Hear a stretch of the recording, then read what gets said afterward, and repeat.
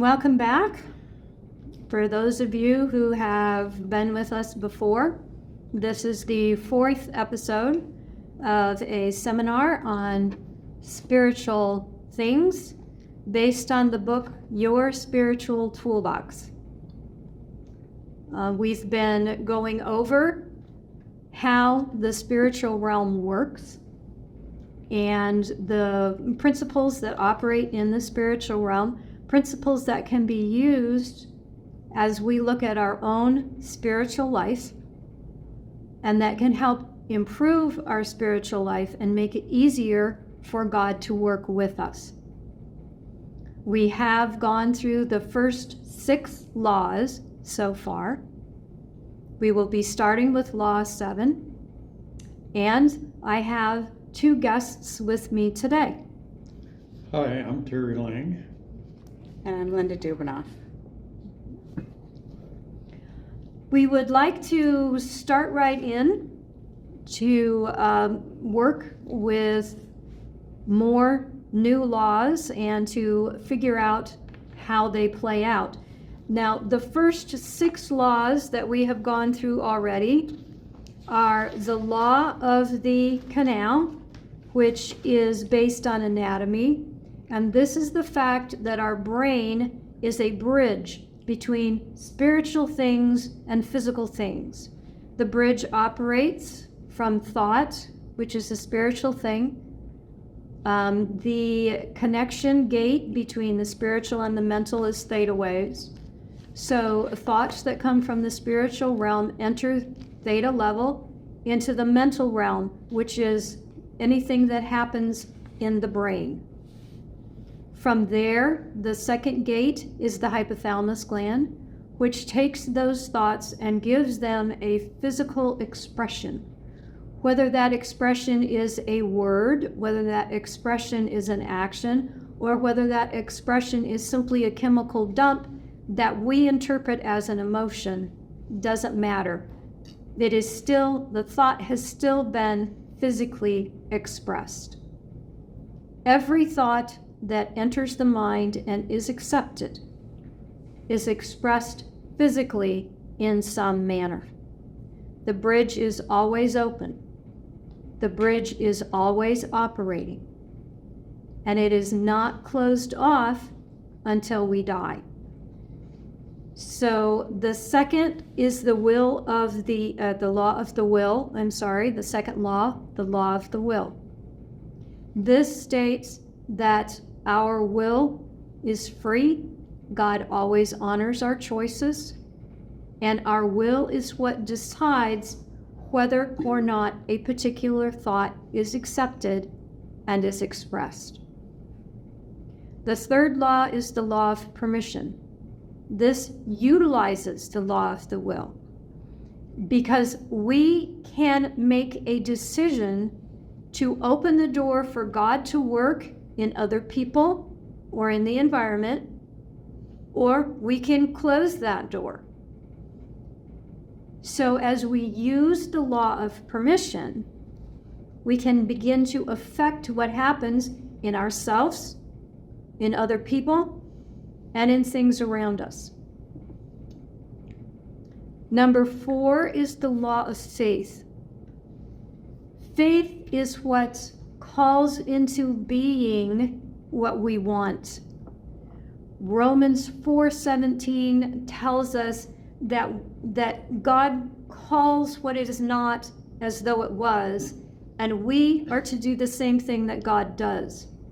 So our faith is there for us to call into being things which are not.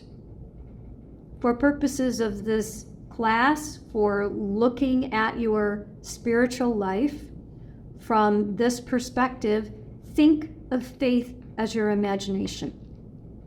You imagine what you want. You concentrate on what you want.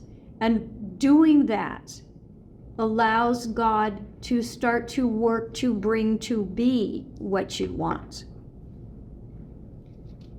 Fifth, we talked about the law of multiplication. The law of multiplication states that anything that goes into your heart And your heart, for purposes of this class, is part of your mind. Anything that goes in is multiplied. This is based on the law of the sower, where we are told that the heart is represented by the ground. Seed falls into the ground, and that is what multiplies it. The sixth law is the law of speaking. Words are seeds. So words fall into the heart through our hearing, through being said. The heart takes those words as seeds and multiplies it. This means that what you put into your mind multiplies and gives back. That is an incredible power. It can work either for us or it can work against us. I have an illustration of that because when I was reading Numbers 14 in the Bible, it was the first time that Moses sent the 12 spies out into the Promised Land, and 10 of them came back and said the giants are too big, the walls are too tall, we're grasshoppers. It's better that we died in the wilderness rather than go in and have our women and children be captives in the new land. And then 2 of them said, but God said we can go in, so therefore we can go in. The 10 that said, it's better we die in the wilderness, God literally said, if you look at Numbers 14, you've got it. You will die in the wilderness. The 2 that said, we can go in, God said you can, and they did go in 40 years later. So what I learned is that, and then I started studying the Bible, and almost everywhere throughout the Bible, whatever people spoke out of their mouth came into fruition in their lives.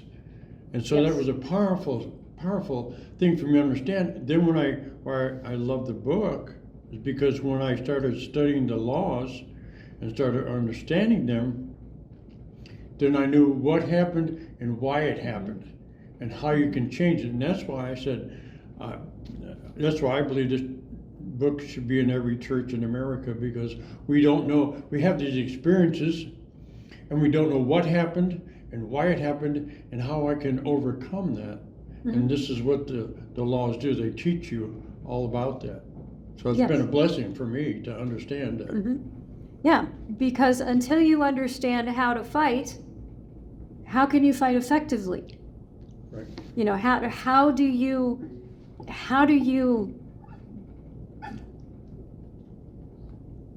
get your spiritual life to the place where you want it to be?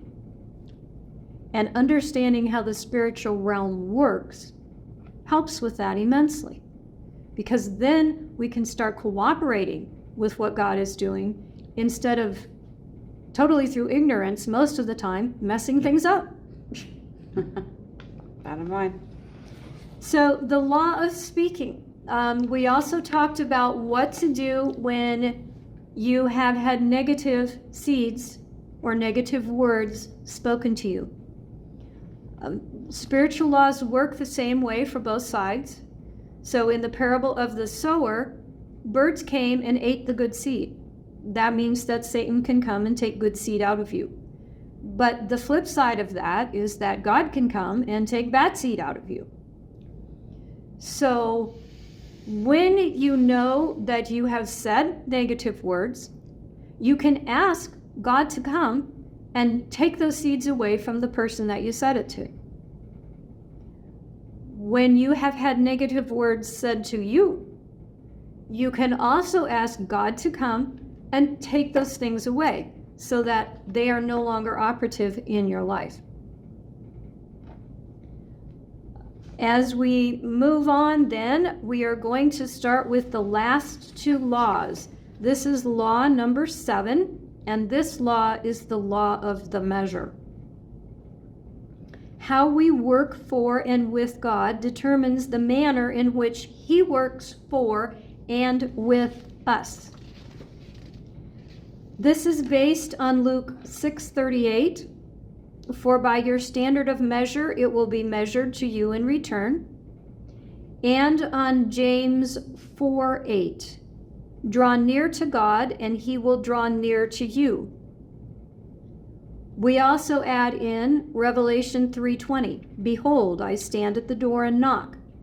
If anyone hears my voice and opens the door, I will come into him and dine with him, and he with me. One of the things that we discussed in the previous episode, episode 3, was how these spiritual laws, these spiritual principles, begin to operate with each other so that you get cycles going. We talked about the law of multiplication and the law of speaking being a cycle where what you speak goes back into your heart, is multiplied, comes out in words. What you speak goes back into your heart, and it can just go round and round, either for good or for ill. In this particular law, the law of the measure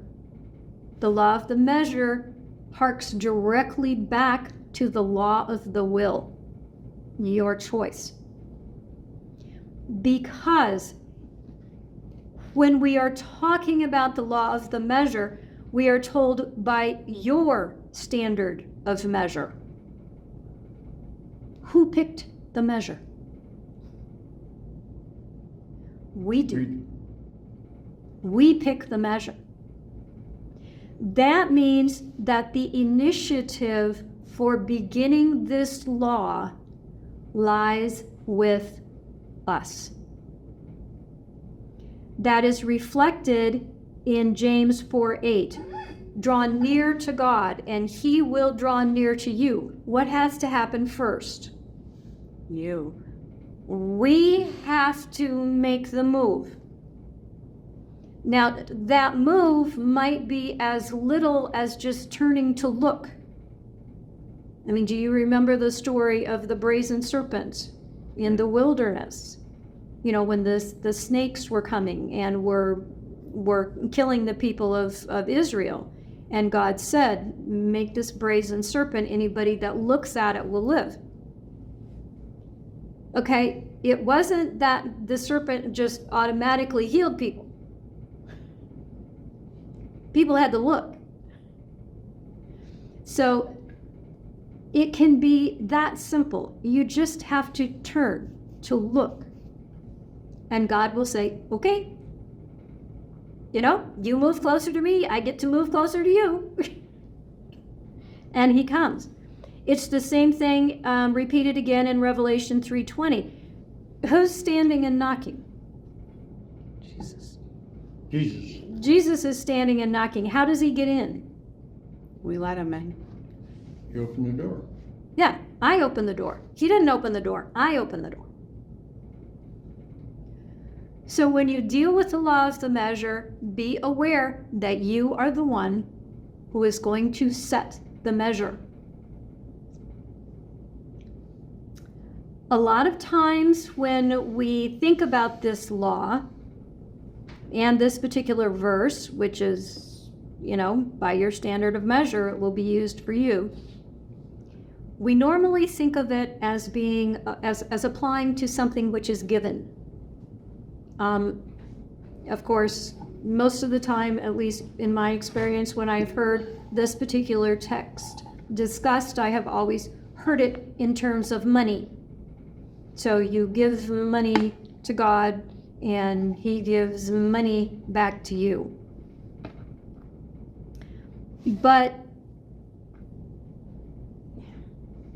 it's always been couched in the fact that whatever I give to God, he multiplies and then gives it back to me.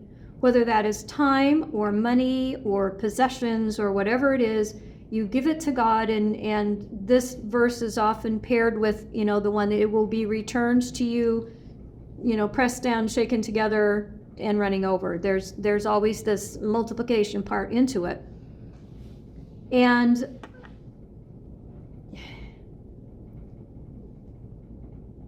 it was interesting for me to begin to find other ways to think about this law.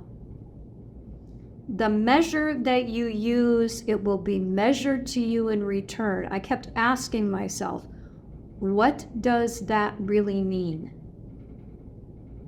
And I thought, well, let's think of this in terms of percentages.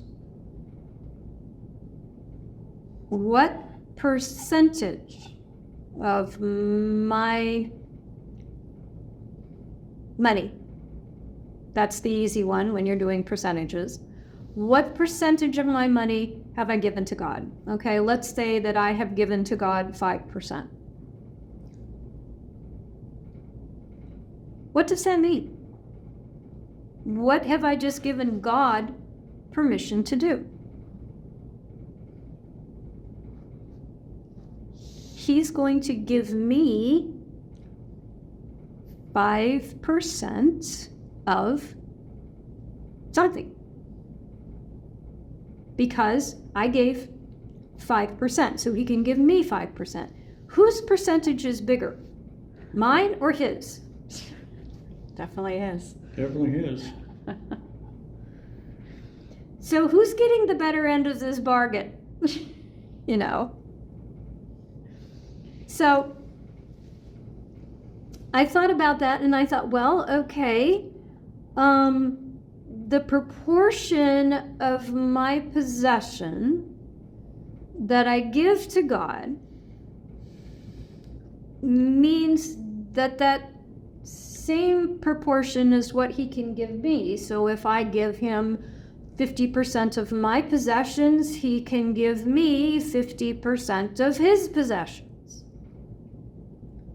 Once again, you know, if you're going to be just sheer crass about it, which one's bigger? And I thought, well, he's always asking for your life. He's always asking for your heart. So if I give God 50% of my heart, what can he give me? 50% of his heart. 50% of his heart. Right. So if God has my good in mind, if he wants to give me not 50% of what he has, but everything of what he has, what do I need to give him? Everything. I need to give him 100%. If I give him 100%, he can then give me 100%. And thinking about this law of the measure from that perspective gave me an entirely new take on why God says, give me your heart. Give me all of your heart. It's not that he wants to be selfish and have it all. It's the fact that if I give it all, he can then give me how much more? He can give me everything that he has. So that was a very different way for me of looking at that text and the law of the measure. Another slant for me, when I started studying this particular law, was the fact that I had a lot of critical thinking toward other people, either words or thoughts. And I thought, okay, God, you're going to measure that back to me the way I measured out to other people. And I went, I think I need to change the percentages here. And I did. That was a big part of the conviction for me, was my critical thinking and the law of the measure. Mm-hmm. Yeah. You know, because we are the ones, literally, with this law, we're the ones who are in charge. We're the ones who decide what comes to us and in what percentage. So the more I thought about that, the more I realized that, okay, if I feel that God has been skimpy with the blessings, maybe I need to take a look at whether I've been skimpy with, giving to God. Because if if the measure that I give to God is skimpiness, according to this law, well, that means he's got to give skimpiness back. Your standard of measure. It's my standard of measure. I'm the one who set I'm the one that set the whole thing up. So it was helpful for me to realize that I was the one who decided the size of what I get. And the law, I discovered, can apply in still another way. For me, I conceived of it in terms of actions. I asked myself, what is it that I want God to do in my life? What would I like God to, give to me or produce in me? And when I thought about that question in terms of this law, the law of the measure, what came out was that I need to give out what I want to come back. So if I want peace in my life, I need to give out peace. So it's another way of stating the law of sowing and reaping. I will reap what I sow. If I want peace, I need to sow peace. So probably going out and making trouble between two of my friends is not a good idea if I want peace. Because when I have gone out and done that, what have I sown? I have sown strife. I should not be surprised if I get strife back. That is what I sowed. That was my measure. If I want to have eternal life, basically if I want God's life, what do I need to give him? My life. So not only is this another way of thinking about sowing and reaping, this is also another way of thinking about the golden rule. Whatever it is that you would want men to do to you, do ye even so to them. That is literally a statement of the law of the measure. Whatever measure you give out is the measure that's going to come back. Think about this in terms of yourself and God. Whatever you would like God to do for you, you do for him. So that started to turn a whole bunch of things in my life. Just turn them around. Give me an entirely new way of looking at them and thinking of them. It also showed me why it is so important to do good things for bad people. Because out of the abundance of the heart, the mouth speaks. You can only give out what has first come in. So if you have someone in your life who is always bitter or down or hard to deal with, think about that person from this perspective. Maybe they are that way because they don't know anything else. Maybe they're that way because nobody has ever put anything else into them. So if you treat them as you would want to be treated, you have dropped good seed into their heart. To multiply. To multiply. They have something new. They may not understand it. They may not know, anything about what it is or why it is. But there is something new there, something God can work with. And that also gave me a new perspective on what that golden rule means. Treat other people the way you would like to be treated, because you have no idea what you may be dropping into their heart. One of my favorite texts is Job 42:2.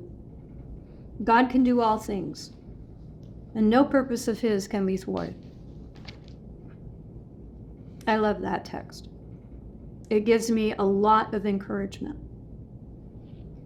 But over the years, I have also come to understand that as I work with these principles, as I apply them in my own life, I also have to understand that when God does these things, he does them in his way and his time. Seed is planted, but it always takes time for seed to grow. And that can be one of the hardest things about working with God, is that understanding that my time is not his time. That he is going to do things in the way he knows is best.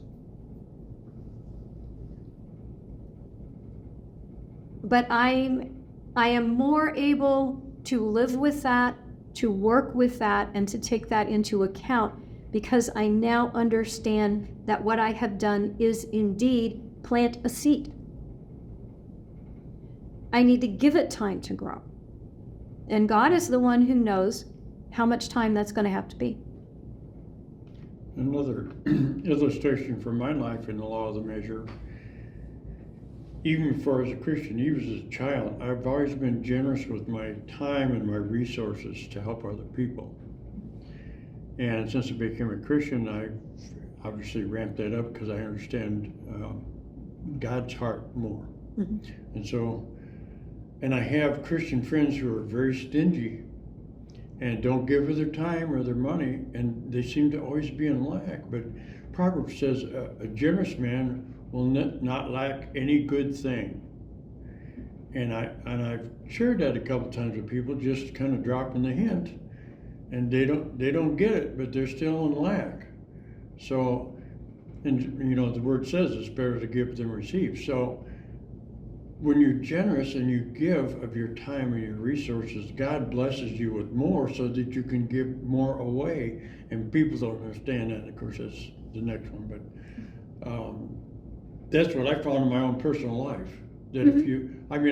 I'm officially retired, but because I have a lot of construction skills, I just go over and fix things for people. You know, a lot of times I'll just buy the material, do it or whatever, or give resources to people. And it just always comes back. Mm-hmm. Yeah, that law of the measure operates.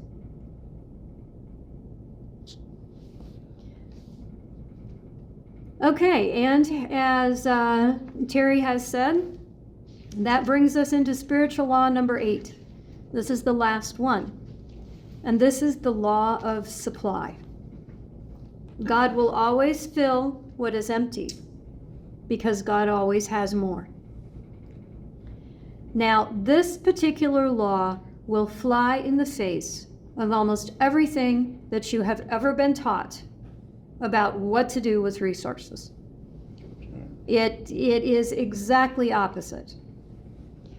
Because most of the time, for us, everything that you are told about how to manage your money, about how to manage time, about how to manage your possessions, anything like that, it's always based on the principle of lack. There may not be enough.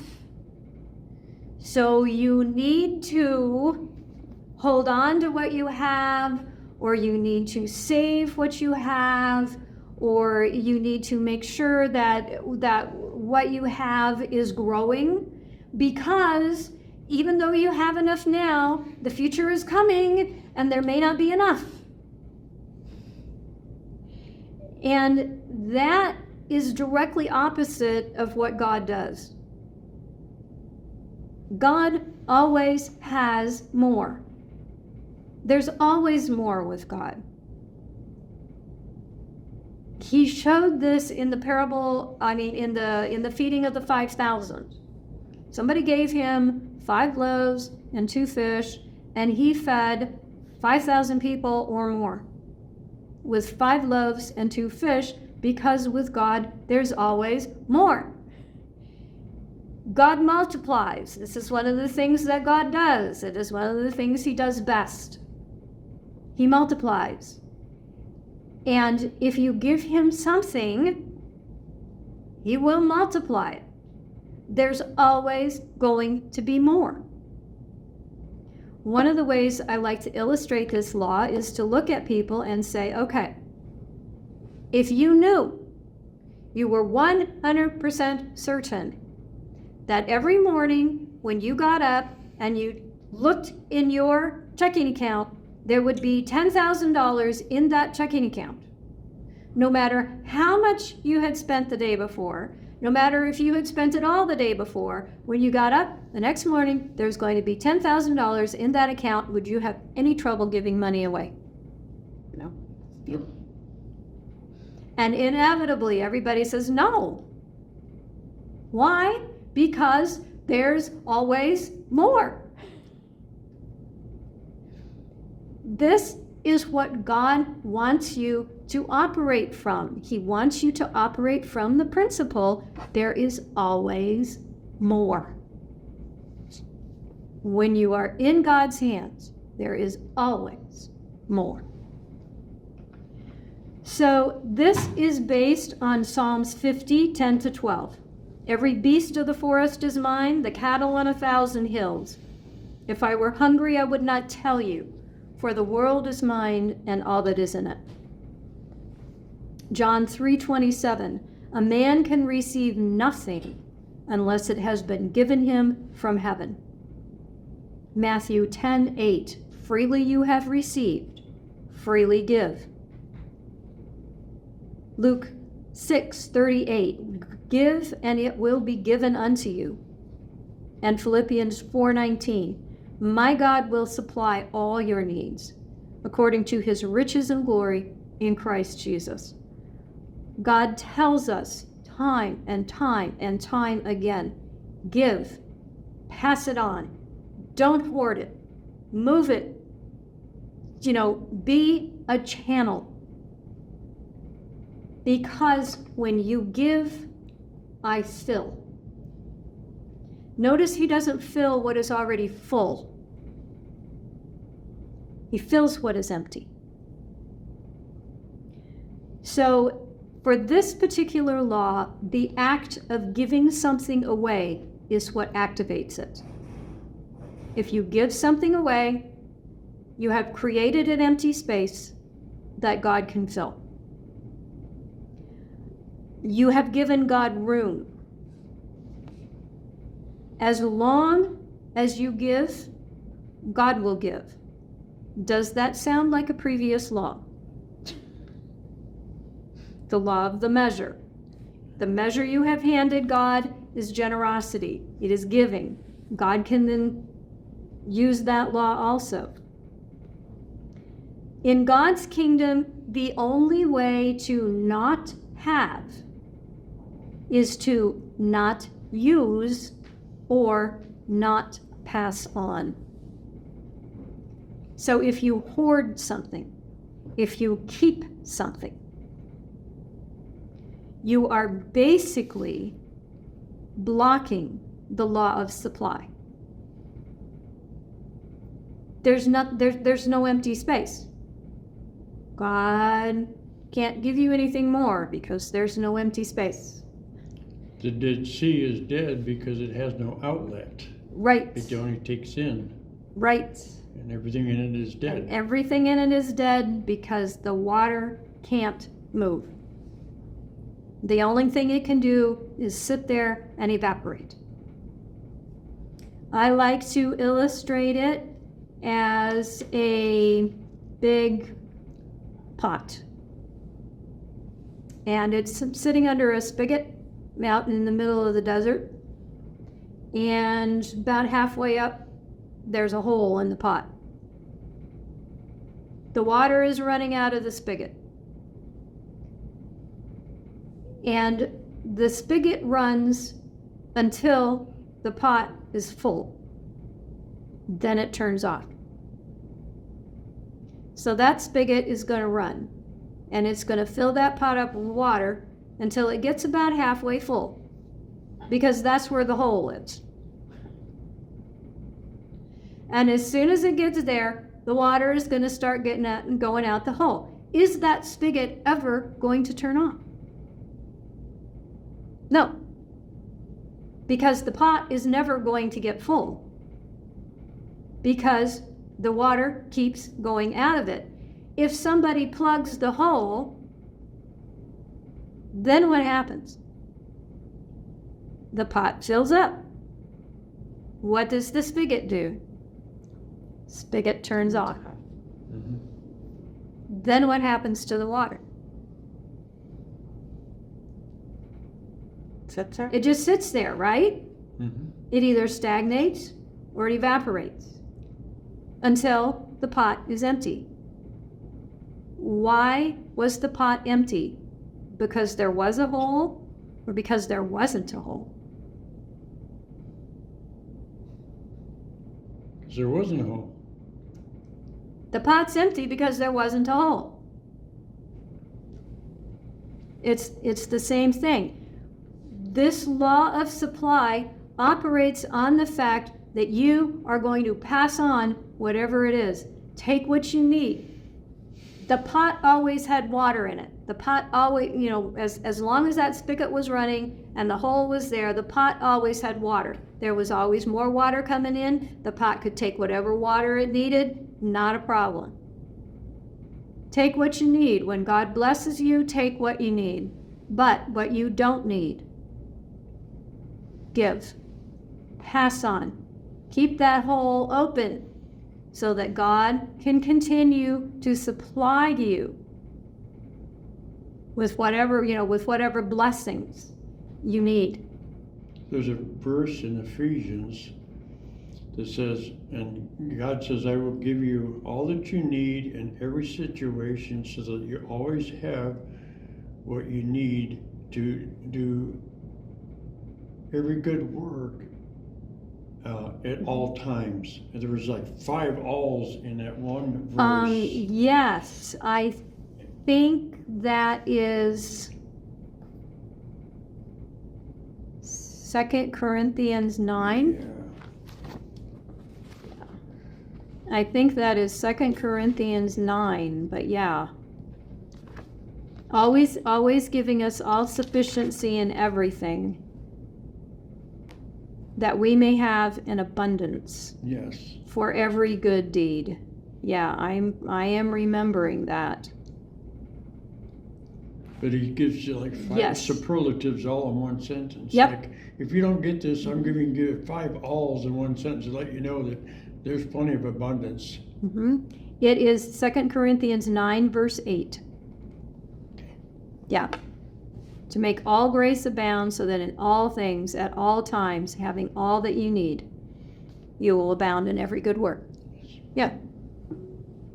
So God always has more. He wants to give more, but in order to give you more, you have to make space for it. So,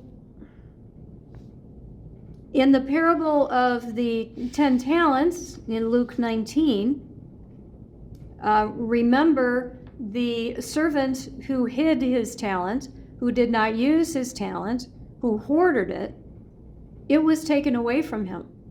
And it was given to the person who shoveled out more. So Christ says in Luke 19, 24 to 26, to everyone who has, more shall be given. But from the one who does not have, even what he does have shall be taken away. Yeah, people think that's harsh, but it's because it wasn't used. God gave something to be used. He gave a talent to be used. And if we don't use it, then God's going, well, it is not fulfilling its purpose, and it dies. So when we hoard, when we withhold from others, we turn this law of supply so that it starts to operate for the enemy. The enemy comes only to steal and kill and destroy. So if we hoard, if we do not give what is needed, if we keep back what we can share, we are making it easier for the enemy to do what he wants to do. We have also incorporated the law of the measure in our own lives, because when we hoard from others, the measure we have handed to God is hoarding. God says, well, the only thing I can do is hoard, which means I can't give you anything. Notice here that we started out with this first law, which the law of the canal, with the mind being a bridge that goes from the spiritual realm into the physical realm. This last principle, the law of supply, states that humans are also canals in the physical realm, which means that this last law, the law of supply, is the flip side of the first one. Not only are we the canal from the spiritual to the physical, we are also the canal in the physical. This is part of our job, to give, to pass on, to help in any way that we can.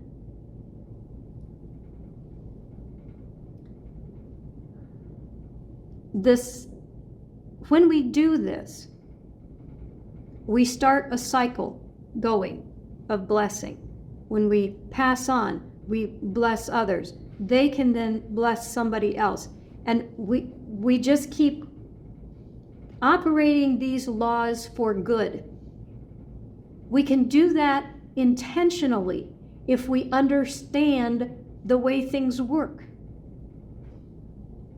I don't know how many times I used to wonder, I'm supposed to be doing stuff, somehow in my Christian life, but there was no rhyme, no reason, no understanding of how or where do I go, and I'm supposed to do this and I did it, but it looks a little weird, and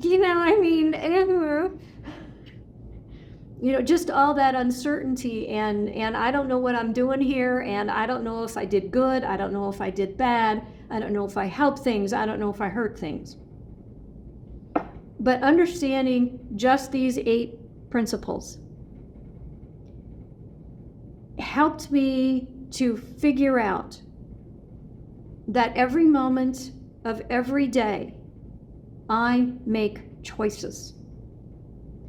Those choices impact what I do, they affect what I say. That means that I am passing on seeds of one sort or another, to anybody who is around me. I am either increasing the good in God's kingdom, or I am increasing the evil, from Satan's side of things. I'm strengthening good, I'm strengthening evil. Knowingly or unknowingly, everything I do is either going to advance God's kingdom or it's going to advance the enemy's kingdom. But once I understood these laws of how the spiritual realm works, I understood how I could intelligently and with intention operate on God's side. And that is what I hope will happen for you as well, that you will take these things and think about them and start to use them so that you know which side you're operating on, that God can then begin to use you intelligently in things that he wants to do. Because without these, we're muddling through and we hope it works. And without Yeah. having the principles, we have no idea what to do. We're just muddling through. And so this helps us to understand how to be much more effective. Absolutely. And God's ways are not our ways. And so it helps us to understand his ways and why. Yes. To be able to manage through them Yes. and utilize them. So I hope that this is useful. I hope that it is practical. And I hope that we will see you for the next episode. Thank you so much.